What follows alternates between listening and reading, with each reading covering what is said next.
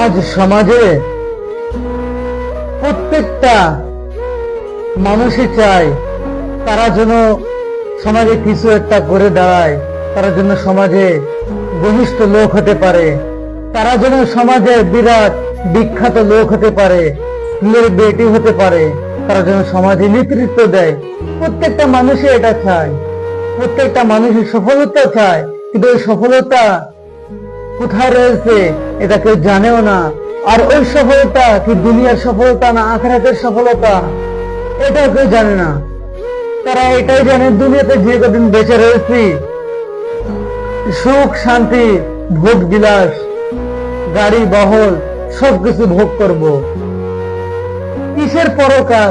দুনিয়াতে যে কদিন রয়েছি সে কদিন দুনিয়াতে থাকি, থেকে মৃত্যু ডাক চলে আসলে চলে যাব কবরে। কবরে হিসাব কিতাব যা করবে করবে, না করবে নাই। এরকম চিন্তা ভাবনা মানুষের মগজের ভিতরে শয়তান ঢুকিয়ে দিয়েছে মোবাইল ফোনের কারণে, টিভি টেলিভিশনের কারণে, নাটক সিনেমার কারণে। আজ মানুষরা তাদের পরকাল জীবন কবরের জীবনগুলো ভুলে গিয়েছে। বাস্তব জীবন তারা মেনে চলে, কিন্তু পরকালের জীবনও তারা মানে না, কবরের জীবনও তারা মানে না।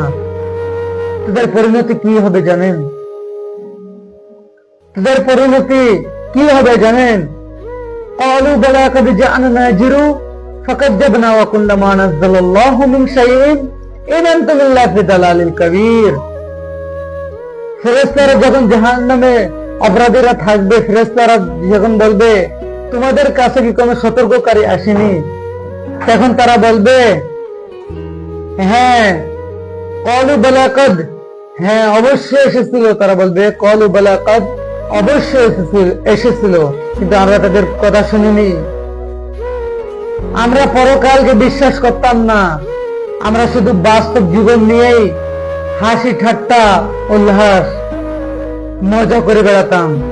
কিন্তু কবরের জীবন যে আছে, পরকালের জীবন যে রয়েছে, এটা আমরা কখনো চিন্তা করি নাই। এই জন্য আজ আমরা দোজখে এসেছি, এই জন্য আজ আমরা জাহান্নামী, আমরা অপরাধী।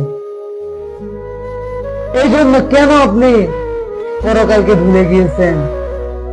শুধুমাত্র সামান্য টাকার কারণে, সামান্য 2 টাকার কারণে আপনি নিজের আখিরাতকে ভুলে গিয়েছেন, নিজের আখিরাতে লাথি মেরে ফেলে দিয়েছেন। নিজের দুনিয়ায় আপনি নামাজ পড়তেছেন না, রোজা রাখতেছেন না, ভালো কাজ করতেছেন না, অপরকে ভালো কাজের তাগিদ দিচ্ছেন না, নিজে খারাপ কাজ করতেছেন, অপর মানুষকে খারাপ কাজের তাগিদও দিচ্ছেন। অথচ আল্লাহ তাআলা নিজে বলেন কুনতুম খায়রা উম্মাতিন উখরিজাত লিন-নাস তা'মারুনা বিল মা'রুফ ওয়া তানহাউনা আনিল মুনকার।